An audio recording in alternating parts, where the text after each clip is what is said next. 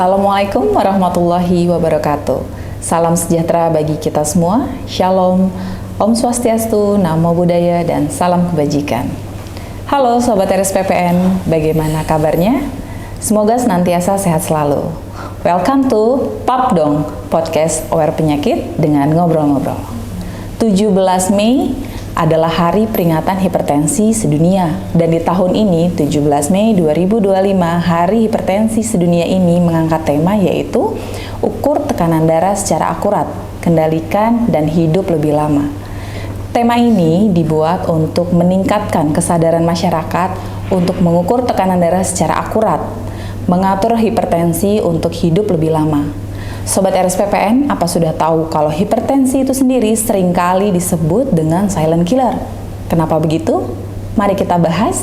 Hari ini podcast spesial tentang Hari Hipertensi Sedunia dengan saya, Amalia Nur Amini, dan narasumber kami, Dr. Kartika, spesialis penyakit dalam yang sedang berpraktik di RSPPN. Assalamualaikum warahmatullahi wabarakatuh, dokter. Waalaikumsalam warahmatullahi. Gimana kabarnya hari ini, dok? Alhamdulillah, baik. Alhamdulillah. Dok, hari ini ada momen spesial ya, dok. Kita mau bahas tentang hipertensi nih, dok. Nah, hipertensi itu tuh sering banget disebut dengan silent killer. Kenapa sih, dok, sering disebut kayak gitu, dok? Iya ya, hipertensi itu sebenarnya gejalanya nggak khas dan tidak mencolok. Tiba-tiba pasiennya hipertensi dan tiba-tiba lagi dia langsung jatuh karena stroke. Jadi makanya sebenarnya orang-orang yang ada tanda-tanda misalnya sakit tengkuk, berarti memang ada tanda-tandanya ya. Makanya dia lebih enak, lebih nyaman karena pasti udah antisipasi. Tapi kadang hipertensi itu tidak ada tanda-tandanya. Dia tenang saja dan kemudian tidak ada gejala yang mencolok dan akhirnya menyebabkan suatu penyakit kardiovaskuler ya, cerebrovaskuler, tiba-tiba stroke, serangan jantung, atau sampai akhirnya gangguan-gangguan penyakit kronis yang lain ke arah ginjal dan sebagainya. Makanya itu disebut silent killer. Jadi ya tiba-tiba ya, dok, diam-diam langsung mematikan, bukan melanjutkan lagi, mematikan. Oke. Nah, kalau pada kasus itu sendiri, dok, seberapa sering dokter menemukan kasus dengan white coat hypertension atau bahkan mouse hypertension? Oh ya, white coat hypertension ya. Jadi biasanya ini pasien-pasien yang ketika ketemu seorang nakes ya di rumah sakit atau di klinik-klinik atau di puskesmas, dia udah agak ketakutan duluan, tegang gitu. Jadi tiba-tiba langsung tensinya naik, jreng. Padahal selalu pasiennya, dok saya nggak pernah tensi naik tuh dok, kenapa sekarang saya punya tensi naik? Ya dia tegang, cemas ya. Jadi takut melihat kita yang berbaju putih itu. Jadi akhirnya tensinya naik. Nah beda lagi dengan masked hypertension. Masked hypertension tuh dia hanya topping aja.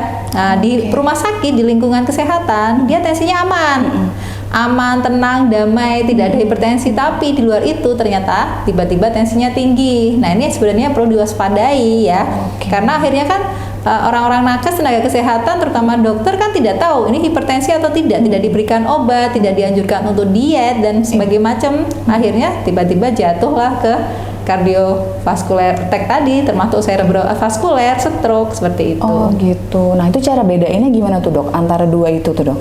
Ya bedainnya memang susah ya, karena kan memang kalau white coat itu memang hanya ada di lingkungan kesehatan aja, rumah sakit ataupun klinik atau puskesmas. Jadi memang seharusnya masing-masing kita ya harus punya alat tensi sendiri biar kita tahu kapan tensi kita naik, kapan tensi kita tidak naik gitu, atau stabil kayak biasanya. Oh gitu. Ya? Oke. Terus kalau misalnya bedanya nih, dok, sekarang anak muda zaman sekarang, nggak anak muda sih, mungkin di atas usia 35 dengan yang lansia itu udah banyak juga nih, dok, yang hipertensi. Apa sih, dok, bedanya hipertensi pada anak muda, pada usia muda dan pada lansia, dok? Sebenarnya bukan usia 30 tahun aja ya yang ternyata terkena hipertensi. Anak kecil aja bisa kok. Sekarang sih beberapa ya malah 18 tahunan itu udah terkena hipertensi. Pasien saya ada malah 15 tahun sudah kena hipertensi. Ya, kenapa? Karena memang pasien-pasien usia muda itu biasanya memang pola makan yang salah, ya, terus merokok seperti itu, dan satunya lagi adalah obesitas, ya. udah obes, tidak mau bergerak, tidak mau olahraga, pasti makannya yang asin-asin, snack-snack, ciki-ciki, akhirnya tensinya naik ya. Nah, beda lagi dengan usia tua. Kalau usia tua kan memang karena memang sudah organ tubuhnya berkurang fungsinya ya. Sekitar 25 sampai 75%. Berarti makanya kaku ya. Jadi kaku otot-otot pembuluh darahnya, otot-otot jantungnya, akhirnya terjadi aterosklerosis ya. Jadi akhirnya tensinya naik. Jadi karena memang pengaruh seperti itu ya. Kalau lansia itu bedanya. Kalau lansia seperti itu, jadi udah istilahnya sindrom metabolik yang udah lama dan akhirnya ada fungsi organ tubuh semakin tua, semakin lansia, semakin geriatrik kan akan berkurang. Beda sama anak-anak muda. Ya, ada juga ini pasien saya malah umur berapa ya, 10 tahun udah hipertensi dan gagal ginjal malah, yaitu kebanyakan makan natrium. Orang tuanya sibuk jualan dan dikasihnya mie terus terkontrol jadi akhirnya tensinya naik. Berarti kalau usia muda tuh lebih sering ke pola hidup.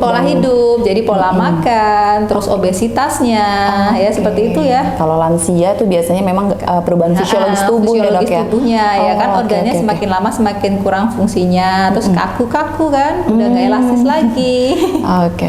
Nah kalau kayak gitu kira-kira kapan sih dok perkiraan waktu yang tepat untuk kita tuh mengukur tekanan darah gitu dok? Nah sebenarnya sih beberapa guideline menyatakan sekitar usia 18 tahun kita harus aware sama keadaan kita ya. Ya kalau kita sehat-sehat aja sih nggak masalah ya, tapi kita kan nggak tahu nih. Kalau kita obesitas ya wajar, harusnya umur 18 tahun kita harus tensi. Harusnya udah umur 18 tahun itu udah tensi. Ya. Udah mulai peduli ya. Udah mulai peduli dari kesehatan kita sendiri. Misalnya kita obesitas, kurang olahraga, ya, pola makannya sembarangan, ya wajar harusnya dari awal kita udah hipertensi, udah cek tensi untuk mencegah terjadinya hipertensi lebih lanjut. Karena kan udah kalau misalnya tensinya dia udah 130/90 ya, berarti kan hipertensi stage 1. Ya, berarti kan udah mulai 130 tapi bawahnya masih bagus, diastoliknya masih bagus, berarti kan dia harus aware nih jangan-jangan saya prehipertensi. Ya kan beda dengan pasien-pasien yang sudah usia lanjut ya, dia harus 140/90 seperti itu. Sedangkan tensi digital itu kan udah mayoritas tuh udah banyak yang punya ya dok, dan mudah didapat ya sekarang. Nah, sekarang gampang banget dan lebih murah lagi. Iya, lebih murah ya.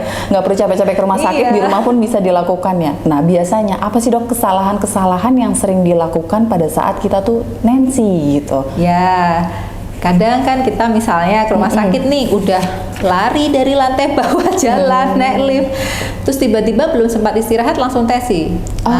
Otomatis tensinya naik. Ya kan? Otomatis tensinya naik, dipikir hipertensi. Harusnya kan kita istirahat dulu ya setengah jam, 30 menit ya. Habis itu tenangkan dulu pikiran ya. Seperti itu ya. Jadi jangan sampai akhirnya tensinya malah naik. Karena tadi pasien saya nih, dok kok saya tensi 170 ya. Coba duduk dulu, hembuskan nafas, rela kakinya diundurkan. Kita tensi tadi sebelah kanan apa sebelah kiri. Karena kan memang kalau harus mengulang itu kan ada jarak waktunya. Ya 2-5 menit ya. Kalau ternyata belum, ya mending ganti tangan aja dan pastikan posisi tangan memang menyangga seperti ini, jadi sejajar dengan jantung. Dan waktu tensi jangan banyak omong, jangan kakinya gerak-gerak karena kalau banyak omong kakinya gerak, satu lagi menahan kencing itu bisa tensinya naik ya. Jadi kalau pengen kebelet kencing ya udah kencing dulu aja, jangan nahan, nanti tensinya naik, malah naik ya. Itu jadi sebenarnya itu yang akhirnya menyebabkan kita salah gitu loh ya. Soalnya kan terkadang kalau pas datang kita tensi, kita ajak ngomong keluhannya apa, tapi sambil kita tensi ya. Harusnya nggak boleh, harus memangnya pasien diam, tidak berbicara, rileks seperti itu. Gitu. Nah coba nanti kalau nggak diukur lagi istirahat gitu ya. Kalau untuk seberapa besar sih dok pengaruh stres, kurang tidur, terus dengan pola makan terhadap hipertensi itu sendiri? Iya ya, berarti sebenarnya ya orang-orang hipertensi ini berdasar pengaruh hormon-hormon ya, hormon-hormon yang ada di dalam tubuh kita kayak serotonin, kortisol, dopamin ya. Jadi kalau stres itu meningkatlah dopamin, serotonin, kortisol, akhirnya tensi kita juga naik. Jadi intinya sebenarnya orang-orang hipertensi ini juga ada cenderung dia gangguan kayak mood gitu ya. Jadi mood ketika swing. cemas, ketika dia tegang, kadang takut sampai sedih, tensinya naik. Nah, akhirnya juga ketika dia kurang tidur, ya, tidak tidur nyenyak, tidak tidur pulas, tensinya juga ikut naik. Jadi dia punya bakat tuh untuk hipertensi. Akhirnya ditambah lagi mungkin dengan makannya yang nggak bagus tadi, ya akhirnya di obesitas, diet garamnya nggak ada, ciki-ciki terus, natriumnya banyak, ya otomatis tensinya naik. Jadi wajar kalau stresor, pola makan, terus tadi kurang olahraga juga, ya wajar akhirnya tensinya naik. Oh gitu. Nah untuk menanganinya dok, apa cukup dengan minum obat aja nih untuk hipertensi nih dok? Ya enggak, kalau pertama kita ya misalnya dia pasti pertama kali datang ke klinik atau ke pusat kesehatan, baru pertama kali kita sarankan nih ya harusnya sih diet dulu ya, diet dulu 2-3 bulan. Jadi dietnya apa? Diet rendah garam. Diet rendah Terus garam. yang asin-asin berarti tidak bisa. Seperti kopi juga enggak, karena kopi kan akan meningkatkan tensi juga kan, ya. Terus yang ketiga berarti tidur cukup, ya. Terus yang keempat olahraga. Yang paling penting itu olahraga, minimal 30 menit sehari akan menurunkan tensi. Ya. Jadi kalau memang dia kurang semua itu ya kita anjurkan untuk exercise, ya, terus exercise, kurangi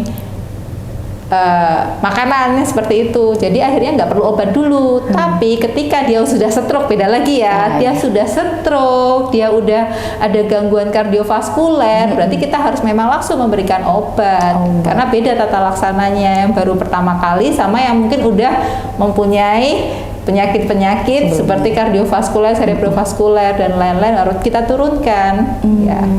Oke. Terus dampaknya nih dok sama pasien-pasien yang mempunyai hipertensi terus tidak terkontrol, dampaknya apa sih dok ke tubuh kita atau organ tubuh yang lainnya? Gitu? Ya otomatis tadi, ya langsung ya kalau tensinya tinggi berarti kan target ke organ tubuh kita.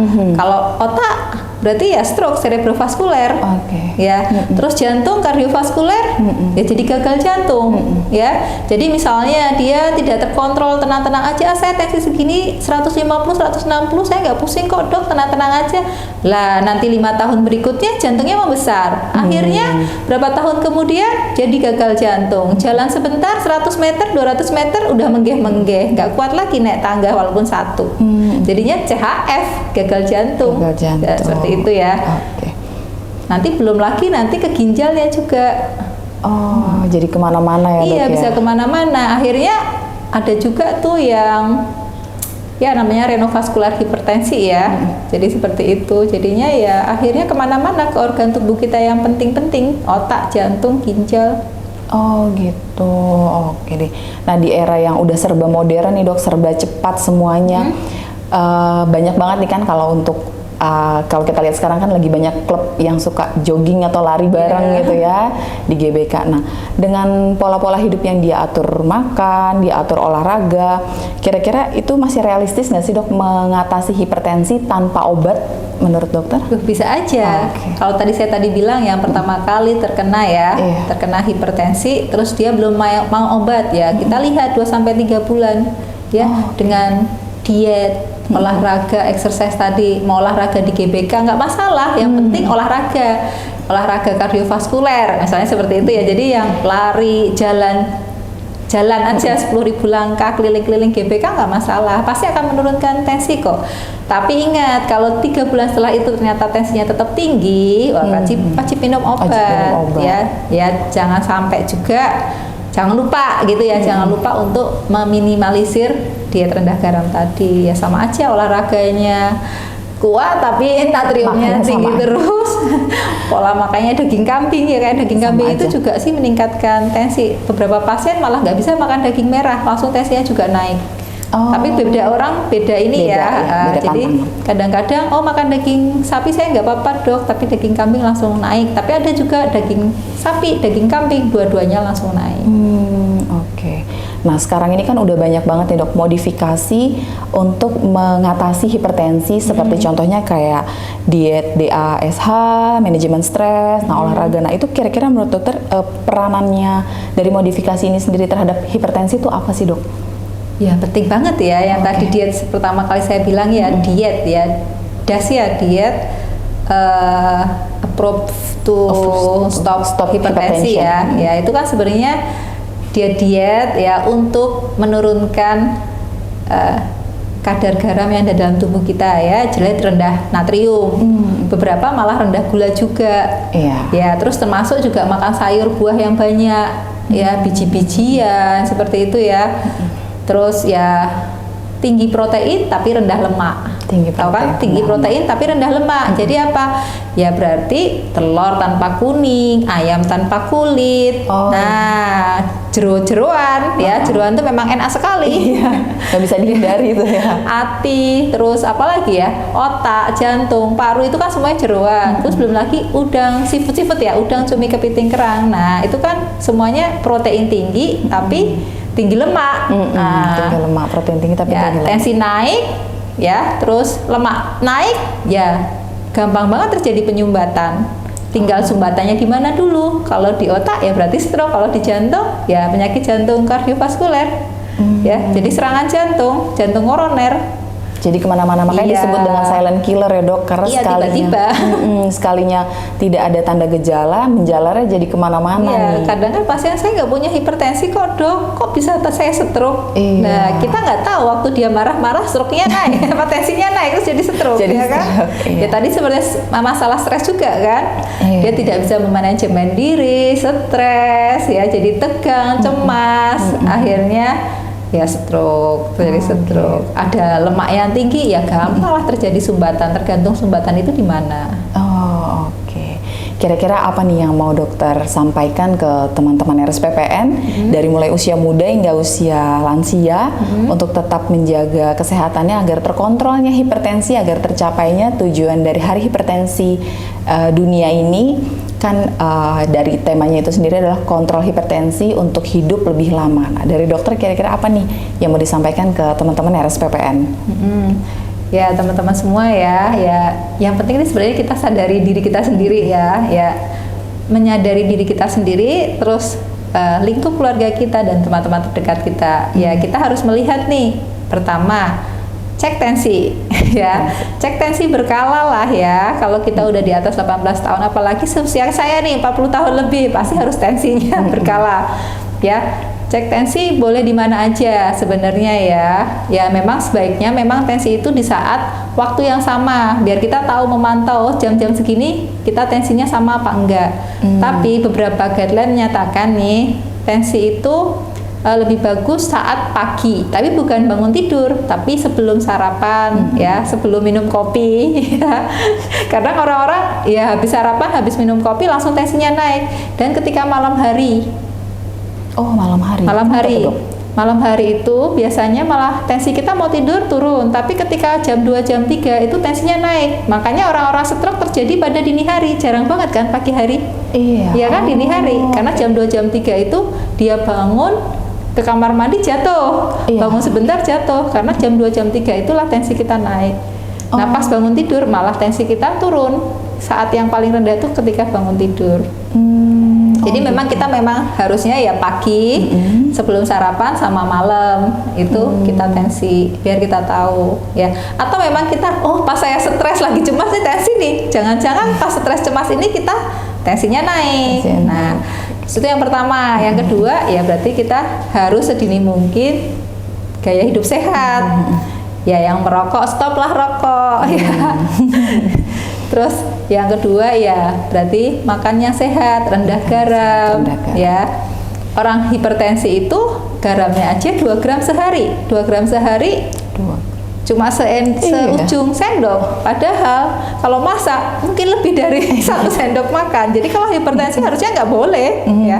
Nah ya kita harus tahulah ya, maksudnya kadang memanjakan mulut, enak di mulut tapi tidak enak di tempat lain gitu ya. Yang seperti itu ya. Terus ya ini diet yang lain, banyak makan sayur, buah, protein tinggi, rendah lemak, seperti yang tadi saya bilang. Olahraga yang cukup.